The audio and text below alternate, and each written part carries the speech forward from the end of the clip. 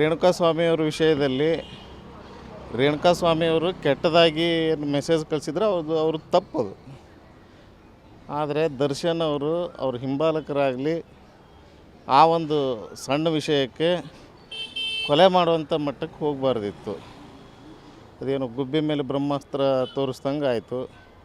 ಅದರಲ್ಲಿದ್ದ ಅವರೊಬ್ಬ ಸೆಲೆಬ್ರಿಟಿಯಾಗಿ ತುಂಬ ಕೆಟ್ಟ ಒಂದು ಪರಿಣಾಮ ಬೀರ್ತು ಅವ್ರ ಕರಿಯರ್ ಮೇಲೆ. ಹಾಗಾಗಬಾರ್ದಿತ್ತು. ದರ್ಶನ್ ಅವ್ರ ಉದ್ದೇಶನೂ ಕೂಡ ಹಾಗೆ ಮಾಡಬೇಕಂತ ಇರಲಿಲ್ವೋ ಏನೋ. ಅವ್ರ ಮನೆಯವ್ರಿಗೆ ಇವತ್ತು ಕೆಟ್ಟದಾಗಿ ಮೆಸೇಜ್ ಕಳಿಸಿದ್ದಕ್ಕೆ ಅವರೇನೋ ಸಣ್ಣದಾಗಿ ರಿಯಾಕ್ಟ್ ಮಾಡಿದರು. ಅವರು ಸಹಚರರು ಕೂಡ ಅದನ್ನು ಒಂದು ಸ್ವಲ್ಪ ದೊಡ್ಡದಾಗಿ ಮಾಡಿರೋದ್ರಿಂದ ಈ ಮಟ್ಟಕ್ಕೆ ಇವತ್ತು ರಾಜ್ಯದಲ್ಲಿ ಎಲ್ಲೆಡೆ ಅವ್ರದ್ದೇ ವಿಷಯ ಚರ್ಚೆ ಆಗ್ತಿದೆ.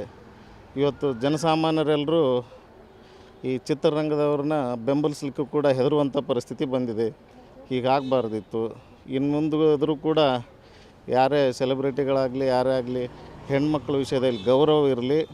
ಅದೇ ರೀತಿಯಾಗಿ ಎಲ್ಲದೂ ಕಾನೂನಿನ ಚೌಕಟ್ಟಿನಲ್ಲಿ ಬಗೆಹರಲಿ.